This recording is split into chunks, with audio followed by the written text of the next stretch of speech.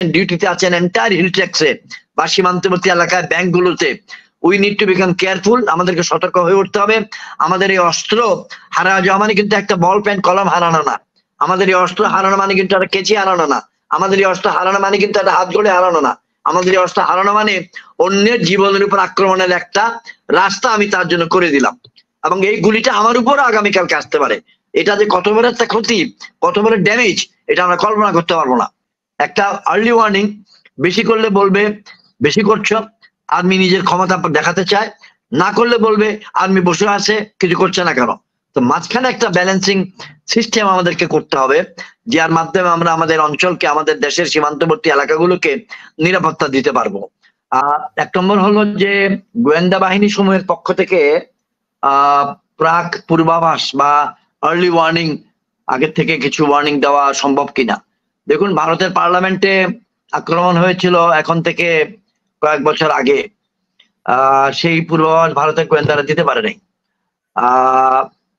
Twin tower আক্রমণ করেছিল বিদ্রোহী প্লেন চালকরা, এটার পূর্বাভাস আমেরিকার গোয়েন্দারা দিতে পারে নাই। তো প্রেসিডেন্ট জিয়াউর রহমানকে হত্যা করেছিলেন সেনাবাহিনীর পক্ষ লোকেরাই, এটার পূর্বাভাস গোয়েন্দারা দিতে পারে নাই বা দেয় নাই। বঙ্গবন্ধু নিহত হয়েছেন 15ই আগস্টে, এটা পারেন নাই। আমি যেটা নিবেদন করছি, যে কয়টা পারেন নাই তার উদাহরণ আমরা টক শোতে দিলাম, কিন্তু কতগুলো পেরেছেন, যেটা এখান থেকে 10 গুণ বেশি হবে ঘটনা, যেগুলো আমরা টক শোতে দিতে পারবো না বা দেওয়া যায় না। তার মানে হলো গোয়েন্দা বাহিনীরও সীমাবদ্ধতা আছে, but they are doing an excellent job, I will praise them. তাদের লিমিটেশন গুলোর কারণে হয়তো বা এই ধরনের ঘটনা দু একটা ঘটে যাচ্ছে। তবে আমি জিল্লুর রহমানের সঙ্গে, মেহেদী হাসান পলাশের সঙ্গে এবং দেশের আরো হাজার হাজার মানুষের সঙ্গে কণ্ঠ মিলিয়ে একটা জায়গায় বলবো যে একটা ঘটনা ঘটে যাওয়ার পর ইমিডিয়েট রিয়াকশন হতে হবে চতুর্পাশে। সেই প্রথম রিয়াকশনটা হচ্ছে আমাকে সতর্ক হতে হবে, আমার এখানে তো ঘটনা ঘটতে পারে। যেমন আমি চকরিয়া থেকে নির্বাচিত এমপি, চকরিয়া এবং পেকুয়া দুইটা পাশাপাশি উপজেলা, তাহলে একটা ঘটনা যদি আমার ইমিডিয়েট নেইবার লোহাগড়া হয়ে যায়, আমরা আমাদের থানাকে বলবো যে ভাই তোমার থানায় যেন না হয়, তুমি সাবধান থাকো। যে কোনো একটা স্কুলে বাচ্চা দুর্ঘটনা ঘটলে বাপ মারা তার বাচ্চাদেরকে বলে তোমাদের স্কুলে যেন না হয়, সাবধান থাকো। এটা স্বাভাবিক জিনিস। সুতরাং রুমাতে ঘটনা ঘটানোর পর থানচিতে কেন হলো, এবং সেখানে আমাদের আইন শৃঙ্খলা রক্ষাকারী বাহিনী প্রস্তুতির কোন স্তরে ছিল, এটা আমাদেরকে একটু দুঃখজনক ভাবে চিন্তা করতে হচ্ছে যে প্রস্তুতির স্তরটা মোটেই গ্রহণযোগ্য ছিল না। তো আমরা এটা এজন্য বলবো আমার ভাষায়, যে একটা ছুরি যেমন ব্যবহার না করলে ভোঁতা হয়ে যায়, এটা কাঁচি, এটা এই কাঁচিটা কেউ যদি ব্যবহার না করে এটা ভোঁতা হয়ে যাবে, জং পড়ে যাবে।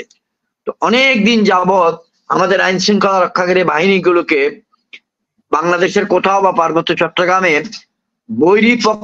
বৈরী পক্ষকে মোকাবেলা করতে হয় নাই। আমরা একদিক দিয়ে শকর করি যে কোনো কারণেই যে এই কেএনএফ এর বিদ্রোহীরা আমাদের পুলিশ বাহিনী বা আমাদের আনসার বাহিনী বা আমাদের বেসামরিক নাগরিকগণের উপরে গুলিবর্ষণ করে তাদেরকে হত্যা করে নাই, যে তারা গাদার মতো ঘটনা ঘটায় নাই।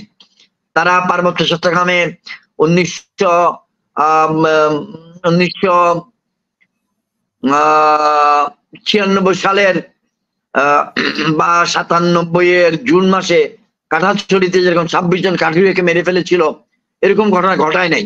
ভবিষ্যতে যে ঘটনা তার তো কোনো নিশ্চয়তা নাই। তো আমি যেই জায়গায় আপনাদের সঙ্গে সকলের সঙ্গে মিলে কণ্ঠ মিলাতে চাই যে আমি অবসরপ্রাপ্ত জেনারেল, আমি তো চাকরিতে নাই, এখন তো একজন রাজনৈতিক কর্মী। তবে আমরা দেশের মানুষ আমাদের আইন শৃঙ্খলা রক্ষাকারী বাহিনীগুলোর কাছ থেকে কোন লেভেলের সতর্কতা আশা করে, কোন লেভেলের দক্ষতা আশা করে, এই জায়গাটা immediately without loss of any time আমাদেরকে গবেষণা করতে হবে, আমাদের শর্টকামিং গুলোকে তুলে ধরতে হবে। আমরা টক শোতে এটা সমালোচনা করতে পারবো, কারণ এই করাটা অত্যন্ত স্বাভাবিক। মানুষের মনে এটা জ্বলন্ত বার্নিং কোয়েশ্চেন যে একদিন আগে, দুদিন আগে একটা ঘটনা ঘটেছে, আপনারা কেন সতর্ক ছিলেন না। তো এটার জন্য আমরা সোনালী ব্যাংকের ম্যানেজারকে দোষ দিব না। আর একটা পয়েন্ট আপনি তুলে ধরেছেন, ব্যারিস্টার জিল্লুর রহমান সোনালী ব্যাংকের ম্যানেজারকে মুক্তিপণ দিয়ে এনেছে। ওই সোমালিয়ার কাছে যে বাংলাদেশি জাহাজ প্রায় মাসখানেক আগে যে হাইজ্যাক হলো, সেখানকার বাংলাদেশি নাবিকদেরকেও উদ্ধার করার জন্য মুক্তিপণ দিতে হচ্ছে। হয় মুক্তিপণ দিতে হবে, নয় এখানে সংঘর্ষ হবে, সেই সংঘর্ষে আমাদের নাবিকরা মারা যেতে পারে। 2 বছর আগে বা 2.5 বছর আগে উপজেলা নির্বাহী অফিসার মহোদয়, বান্দরবনের কোন একটি উপজেলার, পলাশের মনে থাকবে, ওনাকে হাইজ্যাক করা হয়েছিল এবং তাদেরকে পুনরায় ফেরত আনা হয়েছিল। তো এরকম যোগাযোগ করে, তো কোনো কোনো জায়গায় আপনাকে আপোষ করতে হয় শুধু জীবন বাঁচানোর জন্য। কিন্তু আপোষটা মানে এই নয় যে আমার নীতি, আমার দক্ষতা, আমার সতর্কতার সঙ্গে আপোষ করব। আমরা আপোষ সেখানে করার কোনো জায়গা নেই। আপনাকে আমি ধন্যবাদ জানাচ্ছি, আপনি লক্ষ লক্ষ মানুষের পক্ষ থেকে এই কথাটা তুলে ধরেছেন। আর যেটা আমি আলাদা বলতে চেয়েছিলাম এই আমার দ্বিতীয় কিস্তিতে বলার সুযোগ দেওয়ায়, সেটা হলো যে আমি যারা সচেতন পাঠক তাদের সবাইকে বলবো অবশ্যই মেহেরবানি করে আপনারা এই বইটি সংগ্রহ করবেন, করে এটা পার্বত্য চট্টগ্রামে পড়ার 400 পৃষ্ঠা বই পড়তে আপনার 2 সপ্তাহ 3 সপ্তাহ লাগতে পারে যদি সিরিয়াস গবেষক হন, সিরিয়াস ভাবে পড়েন। যাদের আগ্রহ তারা জানবেন যে genesis of the problem in Chittagong hill tracts and the hilly areas and India, North East India, তার সঙ্গে একটার সম্পর্ক আরেকটা কোথায় আছে এটা জানার জন্য আমাদের জন্য জানা ফরজ। কারণ এই ধরনের ঘটনা আবারও ঘটবে, এই ধরনের ঘটনা যে আবার ঘটবে না তার কোনো নিশ্চয়তা নেই, এটা আবার ঘটবে। তো এই জন্য আমি আপনাদেরকে আহ্বান রাখলাম, কষ্ট করে বইটা সংগ্রহ করুন, পড়ুন। কারণ আজকে আমরা হায়াতে আছি, কালকে হায়াতে থাকবো না। আল্লাহ মাফ করুক, আল্লাহ জানেন আমাদের কপালে কি আছে। কালকে যদি অসুস্থ হই আমি কথা বলতে পারবো না। সেই জন্য আমরা যারা এটার সঙ্গে সংশ্লিষ্ট বলতে পারছি আপনাদের সে দাওয়াতটা দিয়ে রাখলাম। আমার আবেদন হচ্ছে যে পার্বত্য চট্টগ্রামে 1975 সালের ডিসেম্বরে প্রথমবারের মতো শান্তি বাহিনীর ঘটনার মাধ্যমে তারা প্রকাশিত হয়েছিল। সেখান থেকে নিয়ে অনেক চড়াই উৎরাই পার হয়ে পার্বত্য চট্টগ্রামে একটা কমান্ড স্ট্রাকচার, একটা অপারেশনাল স্ট্রাকচার, অপারেশন করার নিয়ম, একটা স্ট্যান্ডিং প্রসিডিওর ইত্যাদি ডেভেলপ করা হয়েছিল। কিন্তু আমরা সেটাকে 1997 সালের চুক্তির পর ধীরে ধীরে হারিয়ে ফেলেছি। আমার মনে হয়, আমি খুঁটিনাটি কোনো মতেই বলবো না, শুধু মোটা দাগে কথাটা বলছি যে আমার মনে হয় 2024 সালের এপ্রিল মাসের 8 তারিখ, আজকে সন্ধ্যা বাংলাদেশ সময় রাত্রিবেলা 9:55 আমরা কথা বলছি। We need to take serious view of it and review the subject, যে এই পার্বত্য চট্টগ্রাম এবং ইনসার্জেন্সি বিষয়টাকে আমরা কেমনে ট্যাকল করা উচিত। একটা আর্লি ওয়ার্নিং, বেশি করলে বলবে বেশি করছো, আর্মি নিজের ক্ষমতা দেখাতে চায়, না করলে বলবে আর্মি বসে আছে কিছু করছে না কেন। তো মাঝখানে একটা ব্যালেন্সিং সিস্টেম আমাদেরকে করতে হবে, যার মাধ্যমে আমরা আমাদের অঞ্চলকে, আমাদের দেশের সীমান্তবর্তী এলাকাগুলোকে নিরাপত্তা দিতে পারবো। আর আরেকটা জিনিস, সেটা হলো 1988 সালের মে মাসের 1988 সালের এপ্রিল মাসের 24 তারিখ, তখনও রোজার মাস ছিল। 1988 ওদিক দিয়ে 12 বছরের দিক দিয়ে 23 বছর, 35 বছর আগের কথা বলছি। প্রতি 33, 34, 35 বছরে চন্দ্র এবং সূর্য বছরের সাইকেলটা এক জায়গায় এসে মিলিত হয়। 36 বছর বা 35 বছর আগে যেই সময়ে চন্দ্র মাস এবং ইংরেজি ক্যালেন্ডার মিলিত হয়েছিল, এটা 36 বছর পর আবার মিলিত হয়। আমি এই জন্য কথাটা মনে করাই দিলাম, 1988 এর এপ্রিল মাসের 24 তারিখ ছিল রোজার মাসের শেষ দিনগুলো। সেই সময় ঘটনা ঘটেছিল পার্বত্য চট্টগ্রামে, খাগড়াছড়ির থেকে দূরে কুমিল্লা টেলা গ্রামে। এবং পরের দিন দুর্ঘটনাক্রমে অপরিকল্পিত ভাবে বাংলাদেশ টেলিভিশনের ক্যামেরা সেখানে উপস্থিত ছিল, যার কারণে 25শে এপ্রিল 1988 বাংলাদেশ টিভি, বিটিভি দেশবাসীকে দেখাতে পেরেছিল। তো the country could know what is happening in hill tracts. এই কথাটা এই জন্য বললাম, 88 মোবাইল ফোন ছিল না, 88 ভিডিও করার সিস্টেম ছিল না, 88 যেখানে সেখানে আমরা ছবি তুলতে পারতাম না, 88 জুম কনফারেন্স করা, স্ট্রিম ইয়ার্ড ব্যবহার করা ছিল না। এখন ইনফরমেশন ফ্লো বেড়ে গেছে। এই ইনফরমেশন ফ্লো আপনার জন্য বেড়েছে, আমার জন্য বেড়েছে, গোয়েন্দাদের জন্য বেড়েছে, শত্রুর জন্য বেড়েছে, ইনসার্জেন্টদের জন্য বেড়েছে।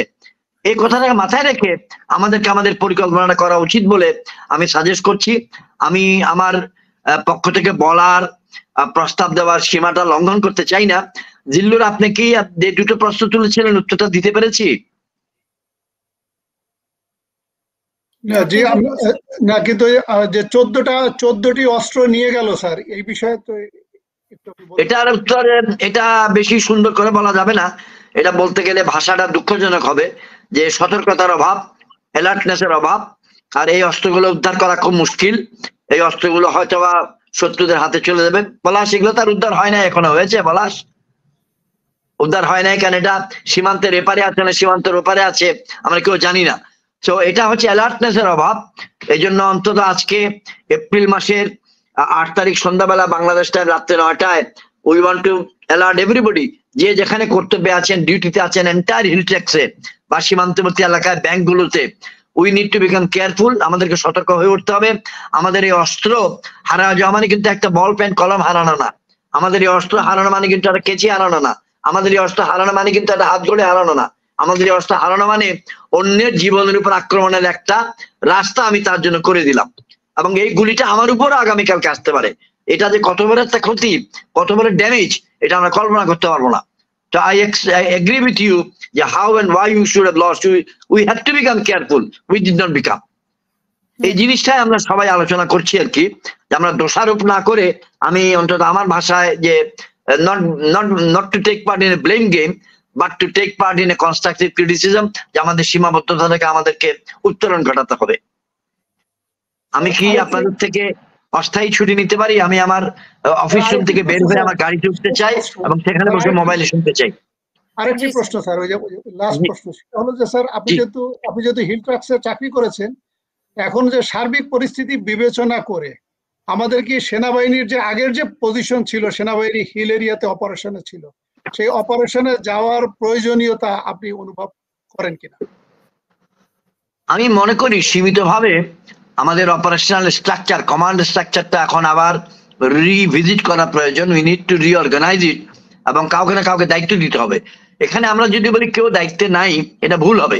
ওখানে মাননীয় জেলা প্রশাসক মহোদয় আছেন, মাননীয় সুপারিনটেন্ডেন্ট পুলিশ আছেন, ওখানে বিডিআর ব্যাটালিয়ন ডিপ্লয় করা আছে, আর্মি ব্রিগেড ডিপ্লয় করা আছে, কিন্তু তাদের সকলের কর্মপরিধিগুলো সীমিত করা আছে।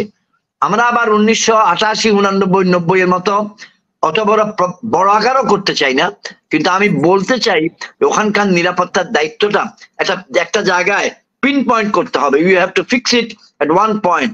এই যে একটা নীল রঙের কলম আর একটা সাদা রঙের কলম উপরে এসে মিলিত হয়েছে, একদিকে সিভিল প্রশাসন, একদিকে আইন শৃঙ্খলা রক্ষাকারী বাহিনী, তাদের মধ্যে এই সমন্বয়ের জায়গাটা একটা পিনাকেল, একটা টপ পয়েন্টে এনে মিলিত করতে হবে, যাতে করে কোনো ঘটনার জন্য আমরা এলোপাথারি দোষারোপ না করি, আমরা কেউ না কেউ এটার দায়িত্ব নিতে পারি। আমি এই প্রস্তাবটা আপনাদেরকে দিব।